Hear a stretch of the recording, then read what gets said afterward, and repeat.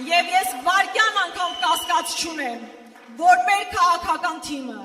ունենալով ձեր ամբողջական սատարումը, միասին հասնելու է մեր երազանքի Հայաստանին։